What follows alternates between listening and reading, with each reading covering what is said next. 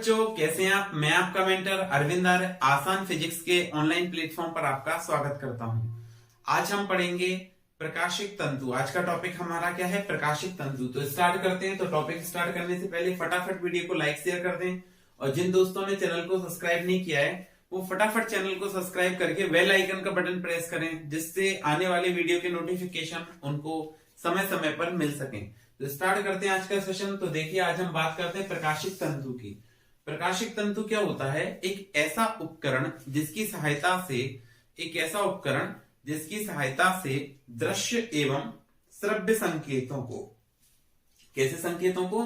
दृश्य एवं श्रव्य संकेतों को लंबी दूरी तक संचारित किया जा सकता है, उसको हम प्रकाशिक तंतु कहते हैं। क्या होता है प्रकाशिक तंतु? एक ऐसा उपकरण जिसकी सहायता से दृश्य एवं श्रव्य संकेतों को लंबी दूरी तक संचारित किया जा सकता है, उसे क्या कहते हैं? प्रकाशिक तंतु कहते हैं। अब देखिए, इसमें जो पूछा जाता है कि सिद्धांत क्या होता है, प्रकाशिक तंतु का सिद्धांत बतलाइए। बहुत बार एक नंबर में क्वेश्चन पूछा गया है। तो देखिए, प्रकाशिक तंतु जो है वो पूर्ण आंतरिक परावर्तन के सिद्धांत पर कार्य करता है। किस पर कार्य करता है? पूर्ण आंतरिक परावर्तन के सिद्धांत पर कार्य करता है। प्रकाशिक तंतु पूर्ण आंतरिक परावर्तन के सिद्धांत पर कार्य करता है। ये इसका सिद्धांत होता है। अगर हम इसका डायग्राम देखें तो प्रकाशिक तंतु का कुछ इस तरह से इसका कुछ डायग्राम की बात करें तो कुछ इस तरह का डायग्राम होता है। तो प्रकाशिक तंतु में एक बहुत अच्छी गुणवत्ता का कांच या क्वार्ट्ज का तंतु होता है। प्रकाशिक तंतु जो है उसमें एक अच्छी गुणवत्ता का कांच या क्वार्ट्ज का बना हुआ तंतु होता है, कुछ इस प्रकार से। ठीक है, तो प्रकाशिक तंतु में कांच या क्वार्ट्ज का बना हुआ एक अच्छी गुणवत्ता का तंतु होता है। ऐसे कई सारे तंतु मिलकर एक प्रकाशिक पाइप का निर्माण करते हैं। ये जो कई सारे तंतु हैं ऐसे, वो सभी मिलकर किसका निर्माण करते हैं? एक प्रकाशिक पाइप का निर्माण करते हैं। तो देखिए, ये प्रकाशिक पाइप बना दिया हमने। इसका प्रकाशिक पाइप का निर्माण करते हैं। आंतरिक सतह को क्रोड कहते हैं। प्रकाशिक तंतु की आंतरिक सतह क्या कहलाती है? क्रोड। और इसके बाहर की जो सतह है, ये वाली सतह कहलाती है क्लैडिंग। क्या कहलाती है? क्लैडिंग कहलाती है। तो प्रकाशिक तंतु के क्लैडिंग और बाहर, सबसे बाहर की जो सतह है उसको हम कहते हैं बफर कोटिंग। बफर कोटिंग क्या कहते हैं? Buffer coating. तो फिर से ध्यान दें, प्रकाशिक तंतु क्या होता है? एक ऐसा उपकरण जिसकी सहायता से दृश्य एवं श्रव्य संकेतों को लंबी दूरी तक संचारित किया जा सकता है, उसे प्रकाशिक तंतु कहते हैं। प्रकाशिक तंतु में एक बहुत अच्छी गुणवत्ता का कांच या क्वार्ट्ज का तंतु होता है। प्रकाशिक तंतु की आंतरिक सतह को क्रोड कहते हैं। इसकी बाहरी सतह को, इसके क्रोड के ऊपर की सतह को क्लैडिंग कहते हैं। तथा तंतु को मजबूती प्रदान करने के लिए उसके ऊपर किसी पदार्थ का लेपन कर दिया जाता है। एक पदार्थ का लेपन कर देते हैं जिसको बफर कोटिंग कहते हैं। इसमें इंपोर्टेंट बात यह है कि जो क्रोड का अपवर्तनांक है वो क्लैडिंग के अपवर्तनांक से ज्यादा होता है। क्रोड का अपवर्तनांक क्लैडिंग के अपवर्तनांक से अधिक होता है, जिससे प्रकाश किरणें सघन माध्यम से विरल माध्यम में प्रवेश कर सकें। अब बात करते हैं कार्यविधि की। तो प्रकाशिक तंतु की पहली सतह पर जब कोई प्रकाश किरण आपतित होती है तो सबसे पहले प्रकाश का अपवर्तन होता है। ये पहली सतह है, इस पर प्रकाश किरण आपतित हो रही है तो सबसे पहले प्रकाश का अपवर्तन होता है। इसके पश्चात जब प्रकाशिक तंतु की आंतरिक सतह पर प्रकाश किरण इस प्रकार से आपतित होती है कि इसके आपतन कोण का मान क्रांतिक कोण से अधिक हो। सबसे पहले तंतु की पहली सतह पर, प्रकाशिक तंतु जो है इसकी पहली सतह पर जब कोई प्रकाश किरण एक निश्चित कोण पर आपतित होती है तो पहली सतह से सबसे पहले प्रकाश का अपवर्तन होता है। उसके पश्चात आंतरिक पृष्ठ के लिए जो प्रकाश किरण आपतित हो रही है, यदि उसका आपतन कोण क्रांतिक कोण से अधिक है तो प्रकाश का क्या होता है? यहां से पूर्ण आंतरिक परावर्तन हो जाता है। और प्रकाश का कई बार पूर्ण आंतरिक परावर्तन होने के पश्चात जो तंतु है उसकी दूसरी सतह से जो प्रकाश किरण है वो निर्गत हो जाती है। इस प्रकार प्रकाशिक तंतु में जो प्रकाश किरणें हैं, या जो हम ऐसे कह सकते हैं जो दृश्य एवं श्रव्य संकेत हैं, वो प्रकाश के रूप में एक ओर से दूसरी ओर गमन करते हैं। अब प्रकाशिक तंतु में जो पूर्ण आंतरिक परावर्तन है वो कुछ इस प्रकार से होता है। प्रकाशिक तंतु में पूर्ण आंतरिक परावर्तन की परिघटना जो है वो कुछ इस प्रकार होती है कि जिससे प्रकाश की ऊर्जा में कोई हानि ना हो या प्रकाश की तीव्रता में कोई हानि ना हो, लगभग समान तीव्रता से प्रकाश दूसरे सिरे पर प्राप्त किया जा सके। तो ये हमारा प्रकाशिक तंतु, इसका सिद्धांत और ये कार्यविधि। इसको उपयोग कहाँ किया जाता है? तो दृश्य और श्रव्य संकेतों को लंबी दूरी तक भेजने के लिए उपयोग किया जाता है। और कहाँ उपयोग कर सकते हैं? तो इसका उपयोग एंडोस्कोपी नामक चिकित्सा पद्धति में भी किया जाता है। कहाँ करते हैं? एंडोस्कोपी नामक चिकित्सा पद्धति में भी प्रकाशिक तंतु का उपयोग किया जाता है। तो ये हमारा पूर्ण आंतरिक परावर्तन के अनुप्रयोग कंप्लीट हो गए। अब हम स्टार्ट करते हैं नेक्स्ट टॉपिक। उसको पढ़ने से पहले आपको कुछ बेसिक जानकारी होना चाहिए, जिसको हम डिस्कस करते हैं। अल्प कोण सन्निकटन। आज अगला टॉपिक क्या है? अल्प कोण अप्रोक्सीमेशन, स्मॉल एंगल अप्रोक्सीमेशन, अल्प कोण सन्निकटन, अल्प कोण सन्निकटन, अल्प कोण सन्निकटन बोलते हैं हिंदी में, शुद्ध हिंदी में। अगर अंग्रेजी में कहें तो हम कह सकते हैं small angle approximation, small angle approximation, ये बोलते हैं इसको अंग्रेजी में अप्रोक्सीमेशन, स्मॉल एंगल अप्रोक्सीमेशन। ये क्या होता है small angle approximation? Next derivation समझने के लिए बहुत ज्यादा इंपॉर्टेंट कॉन्सेप्ट है ये हमारे पास एक वृत्त है, इसका ये केंद्र हो गया और ये क्या हो गई? इसकी त्रिज्या। ये बात समझ में आती है आपको? ये वृत्त का ये हो गया केंद्र और ये हो गई त्रिज्या r। अब हमने क्या किया? इस वृत्त पे एक अल्प चाप काटा, एक अल्प चाप काट दिया यहाँ पे, और ये चाप इस प्रकार से लेते हैं कि जब ये दोनों बिंदु मिलाएंगे तो ये बिल्कुल वृत्त की परिधि पर ही मिलेंगे, लगभग वृत्त की परिधि पर ही मिलेंगे। तो ये त्रिज्या r, तो ये भी त्रिज्या r, और ये हमने l मान लिया और ये हो गया थीटा। बात समझिए, बहुत इंपॉर्टेंट बात बता रहा हूं। एक वृत्त है जिसका केंद्र O हो गया, त्रिज्या कैपिटल R है। मान लिया कि कोई बिंदु P था, यहाँ पे कोई कण था बिंदु P पर, अब वो धीरे से गति किया और अल्प कोण थीटा या डेल्टा थीटा भी कह सकते हैं, अल्प कोण थीटा घूमा, और अल्प कोण थीटा घूम के बिंदु P से कहां पहुंच गया? वो बिंदु Q पर पहुंच गया। अब इतने भाग को मैंने काट कर यहां पर थोड़ा सा बड़ा बना दिया ये, ताकि आपको स्पष्ट रूप से दिखाई दे। ये मैंने यहां से कट करके इधर बना दिया। अब ध्यान दीजिए, ये कोण आपका थीटा है, ठीक है? ये आपका R है, ये भी R है और ये L है। हमको पता है ये त्रिज्या है, और त्रिज्या इस प्रकार से लेते हैं कि ये 90 डिग्री होती है। यहाँ पे ये एंगल है 90 डिग्री। कितना है? 90 डिग्री है। तो इसका मतलब ये समकोण त्रिभुज बन गया। क्या बन गया? ये समकोण त्रिभुज बन गया। और हमको पता है कि समकोण त्रिभुज में त्रिकोणमितीय अनुपातों का उपयोग किया जा सकता है। लेकिन उससे पहले हमने यहाँ पे एक सूत्र लगाया। हमको पता होता है कि कोण का जो फॉर्मूला है, कोण बराबर होता है चाप बटे त्रिज्या। कोण क्या होता है? चाप बटे त्रिज्या। कोण का ये फॉर्मूला होता है चाप बटे त्रिज्या। तो अगर हम देखें तो कोण देखिए क्या है? थीटा। चाप कितने का लगाया है? एल का, और त्रिज्या कितनी हो गई? Capital R. तो ये थीटा बराबर एल बाय आर, एक इक्वेशन आ गई हमारे पास में, एक समीकरण आ गया। क्या ये बात समझ में आती है आपको? ठीक है, थीटा बराबर एल बाय आर। अब देखिए, मैं इसमें त्रिकोणमितीय अनुपातों का उपयोग करता हूं। इसमें त्रिकोणमितीय अनुपात का उपयोग करता हूं, तो सबसे पहले मैंने त्रिकोणमितीय अनुपात लगाया साइन थीटा। सबसे पहले त्रिकोणमितीय अनुपात कौन सा लगाया? साइन थीटा का उपयोग किया हमने। तो यहाँ पे एक त्रिकोणमितीय अनुपात का उपयोग किया साइन थीटा। समझते जाइए। देखिए, नेक्स्ट बड़ा इंपॉर्टेंट कॉन्सेप्ट है, जिससे आपको आगे काफी सारी चीजें क्लियर होंगी। तो कोण बराबर चाप बटे त्रिज्या, थीटा बराबर एल बाय आर। फिर हमने क्या लिखा कि साइन थीटा जो है उसका फॉर्मूला तो होता है लंब बटे कर्ण। साइन थीटा का फॉर्मूला क्या होता है? लंब बटे कर्ण। बिल्कुल, लंब बताइए कितना है? तो थीटा के सामने वाली भुजा लंब कहलाती है, मतलब लंब एल है, और कर्ण कितना है? कर्ण आर है। ये थीटा है, ये साइन थीटा है। तो यदि कोण अल्प है, यदि कोण कैसा है?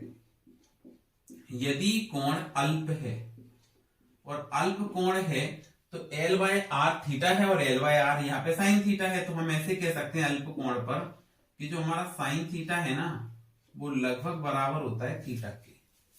साइन थीटा जो है अल्पकोण के लिए वो लगभग बराबर होता है थीटा के।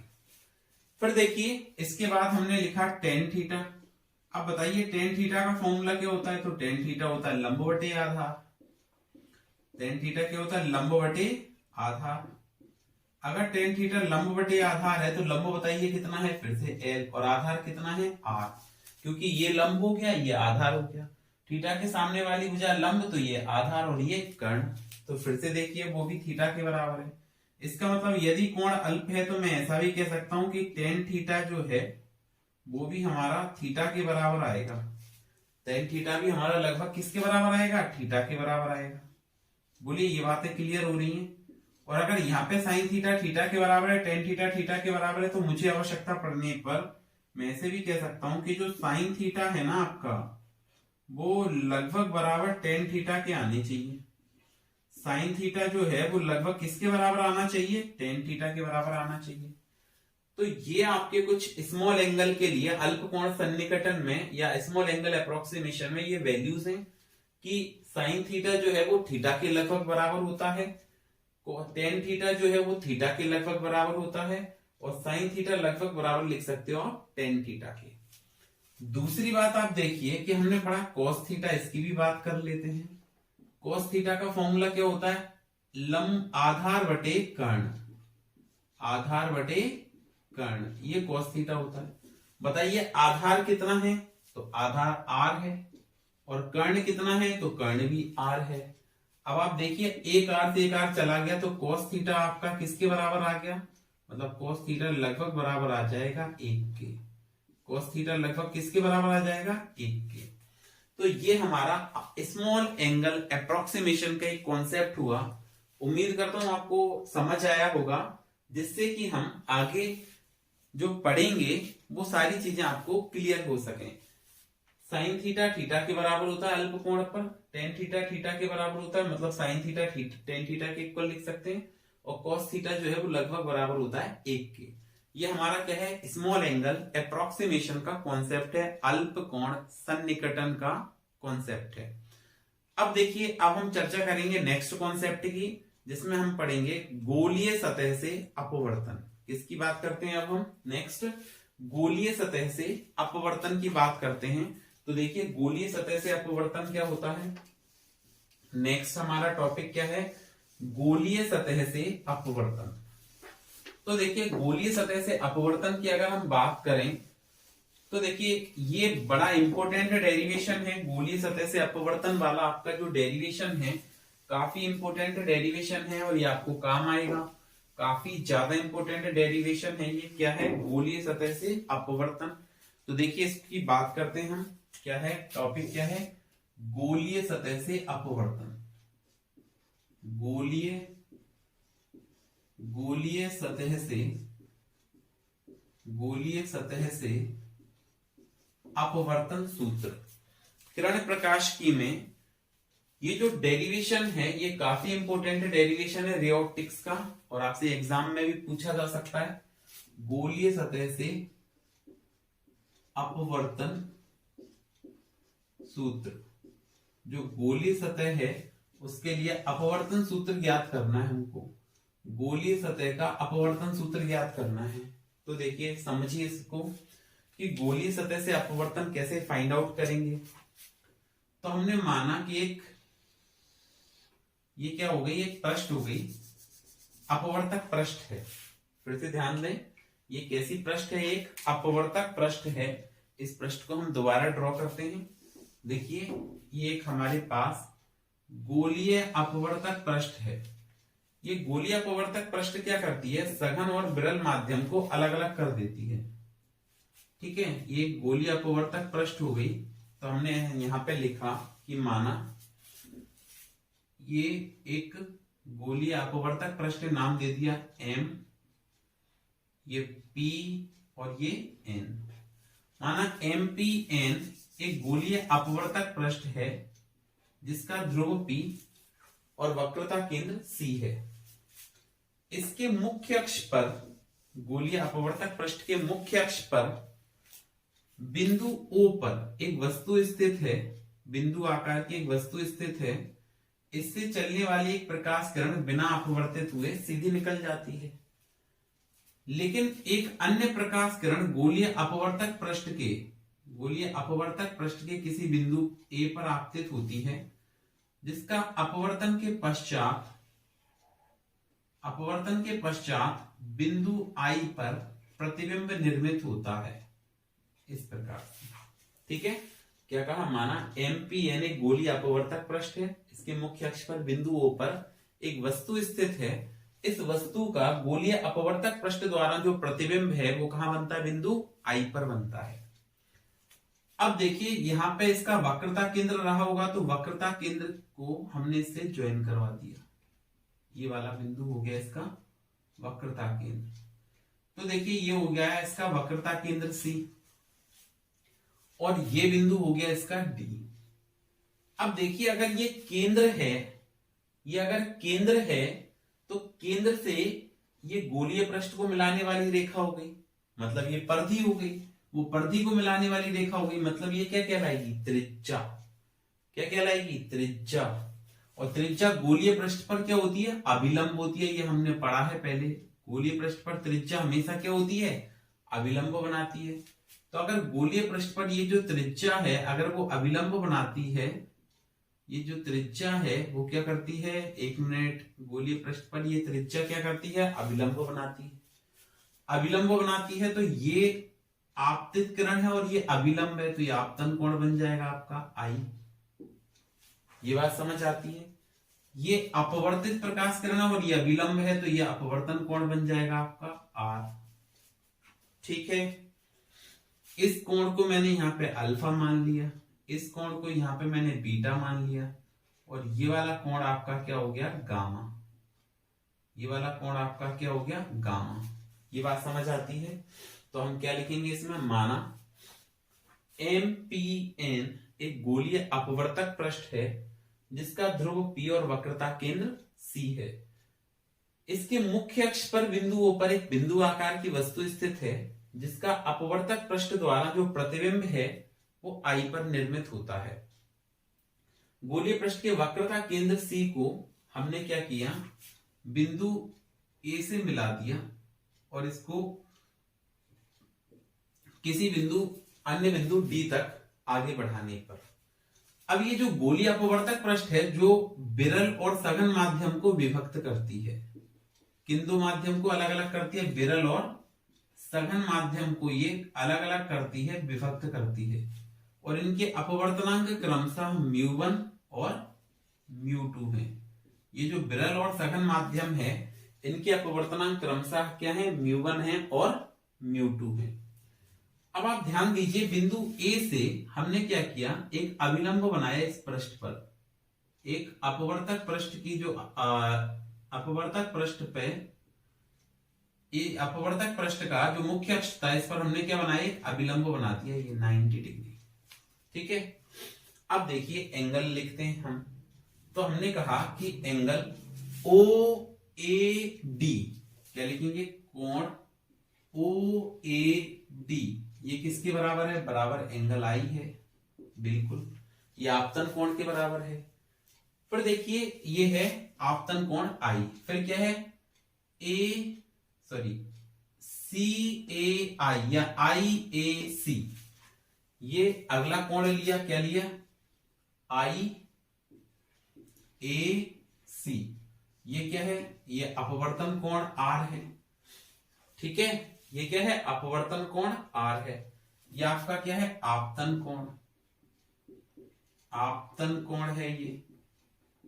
और ये वाला कोण क्या है, ये अपवर्तन कोण है, अपवर्तन कोण है R।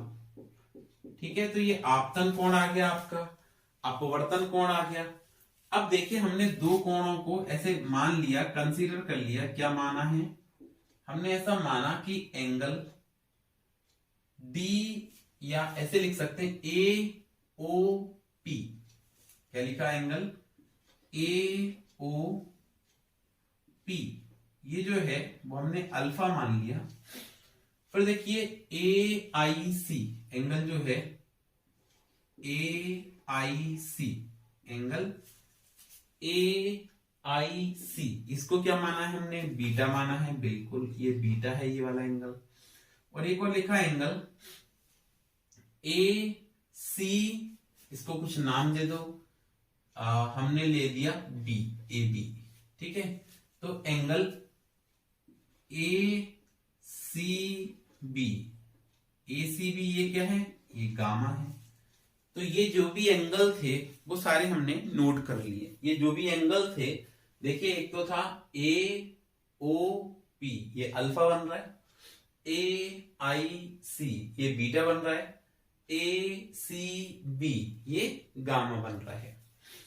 अब देखिए प्रकाश किरण कैसे जा रही है, गोलीय अपवर्तक पृष्ठ में प्रकाश किरण जो है वो विरल माध्यम से सघन माध्यम में जा रही है, मतलब ये जा रही है वायु से, और एलिब्रेट करें तो हम ऐसे कह सकते हैं वायु से जा रही है, और कहां जा रही है, कांच में जा रही है।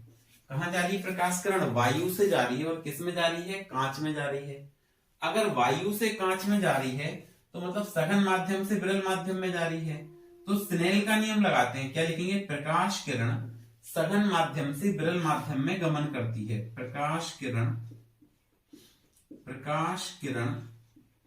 कैसे जा रही है, विरल माध्यम से, विरल माध्यम से, प्रकाश किरण विरल माध्यम से सघन माध्यम में, विरल माध्यम से सघन माध्यम में गमन करती है। सघन माध्यम में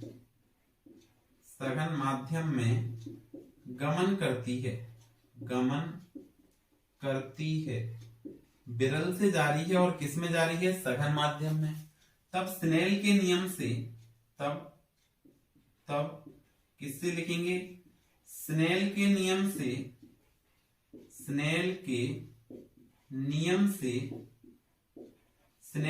से आप क्या कह सकते हैं बताइए। तो हमने पढ़ा है कि प्रकाश किरण एक माध्यम से दूसरे माध्यम में जा रही, तो आप लिख सकते हैं 1μ2 बराबर sine i upon sine r, 1μ2 बराबर sine i upon sine r. ये वाली बात आपको क्लियर होती है। तो ये 1μ2 equal to sine i upon sine r आ गया। अब देखिए यदि यहाँ पे हमने कंडीशन लगा दी, यदि कोण अल्प है, यदि कोण अल्प है, अल्प क्यों कह रहे हैं, क्योंकि यहां पर हमने पढ़ा था कि स्मॉल एंगल अप्रोक्सीमेशन करना होगा। तो यदि कोण अल्प है तो साइन थीटा जो है वो अभी हमने पढ़ा लगभग बराबर होना चाहिए थीटा के। और अगर ऐसा हो गया तो बताइए 1μ2 को आप क्या लिख पाएंगे, आप 1μ2 को क्या लिख पाएंगे। तो 1μ2 को हम लिख सकते हैं μ2 अपॉन μ1। 1μ2 को हमने पहले ही पढ़ा था μ2 अपॉन μ1। फटाफट वीडियो को लाइक शेयर कर दें वीडियो को। और जिन दोस्तों ने चैनल सब्सक्राइब नहीं किया फटाफट सब्सक्राइब करें, जिससे वीडियो की नोटिफिकेशन मिल सके। और जिन बच्चों को ये कॉन्सेप्ट इजी गोइंग समझ आ रहा है वो आसानी से समझें। लेकिन आपको ये पुराने प्लेलिस्ट अगर आप देखेंगे, पुराने वीडियोस अगर आप देखेंगे, तो मैं गारंटी करता हूं कि आपको और ज्यादा अच्छे से समझ आएगा ये कॉन्सेप्ट। तो 1μ2 क्या आएगा, μ2 अपॉन μ1।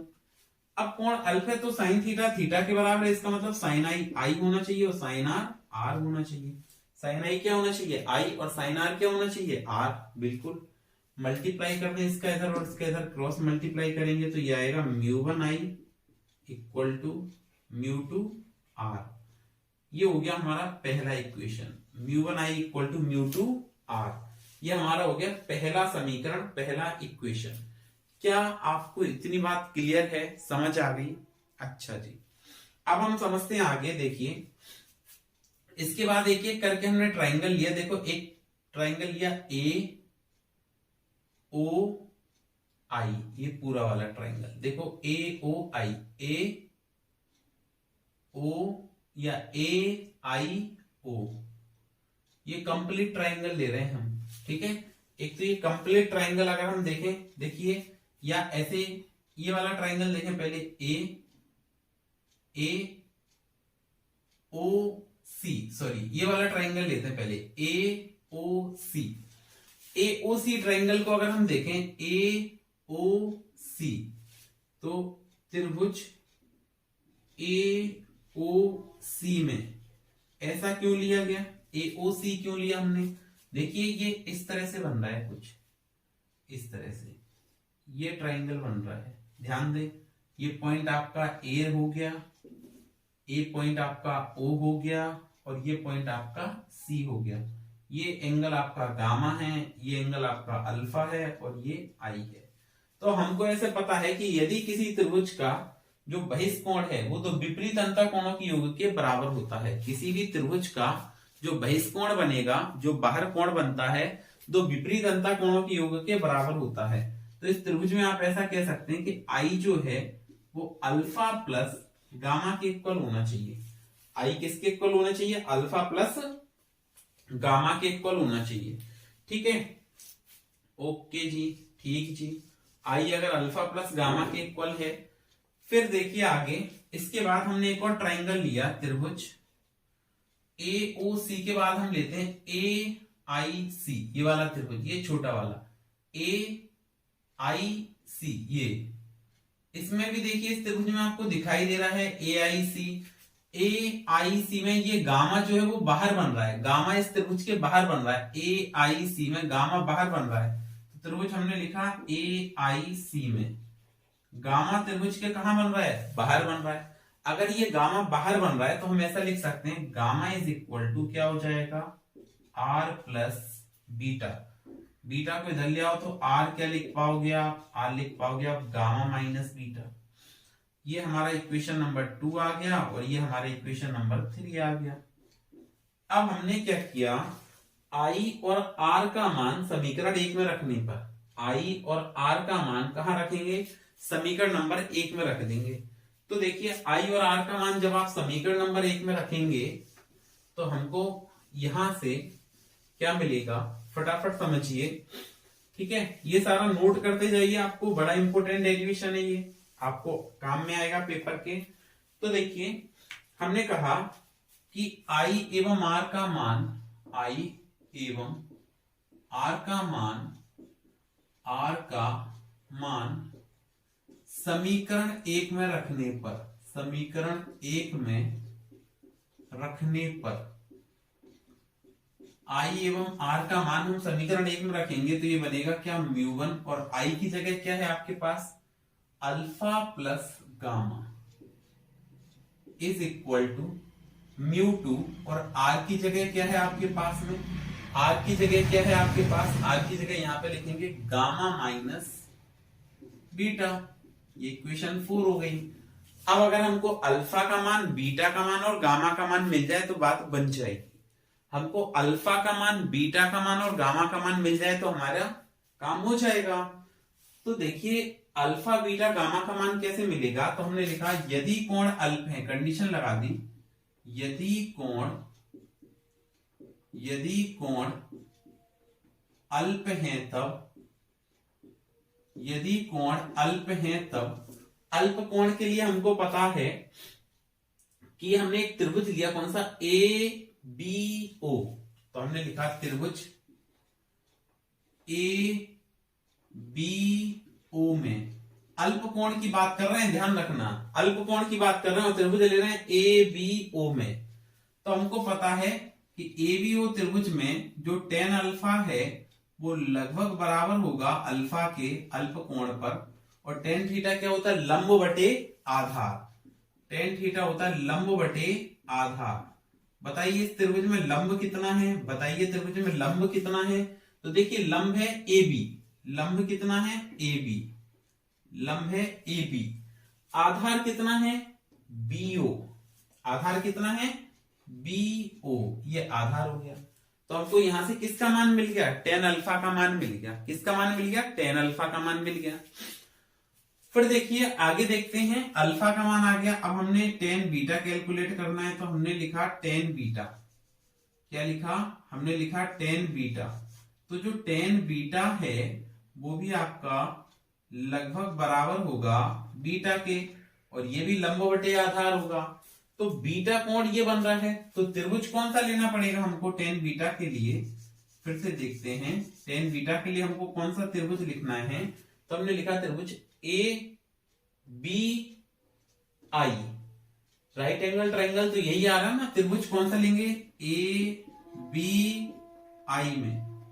अगर इस त्रिभुज की बात करें तो हमने पढ़ा है कि जो टेन बीटा है वो लगभग बराबर है किसके, बीटा के, और ये भी लंब बटे आधार होता है। तो देखिए लंब कितना है आपके पास में, ए बी, लंब कितना है आपके पास में, ए बी, और आधार बताएंगे क्या है, आधार है बी आई।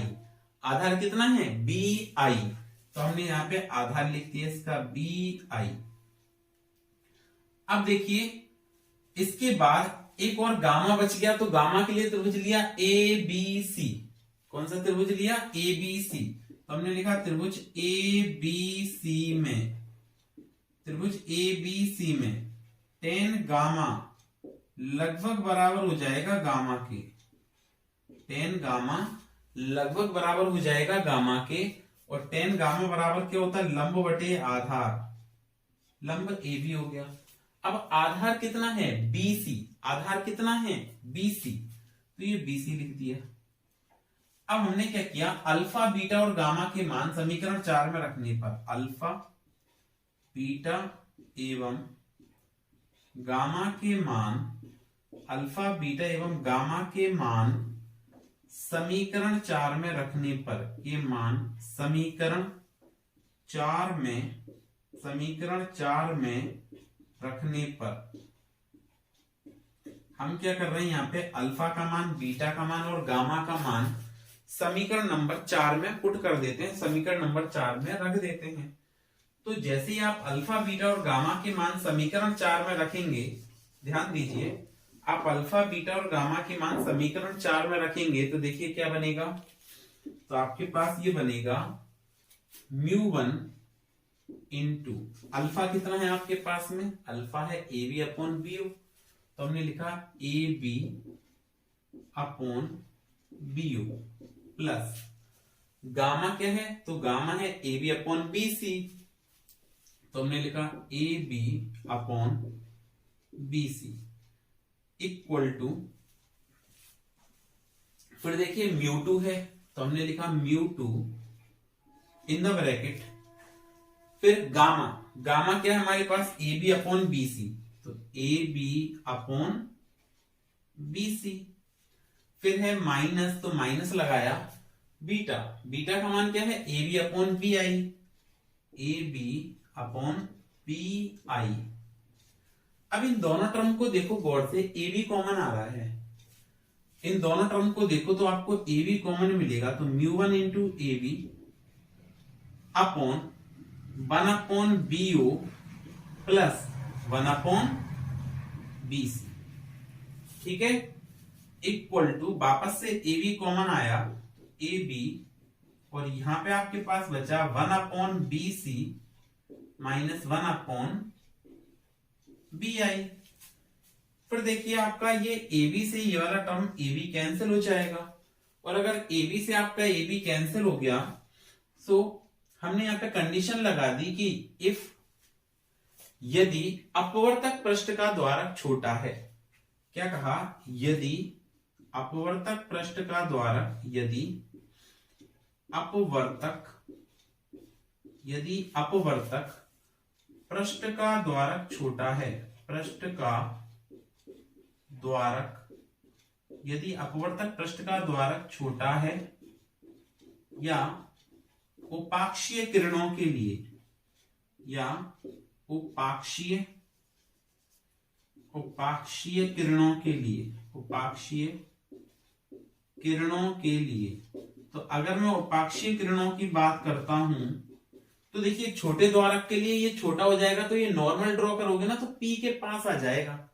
छोटा द्वारक है, उपाक्षीय किरणें हैं, तो मैंने बताया था ध्रुव के अत्यंत पास से जाएंगी, और ध्रुव के अत्यंत पास से जाएंगी तो नॉर्मल बनाओगे तो ध्रुव के निकट ही बनेगा।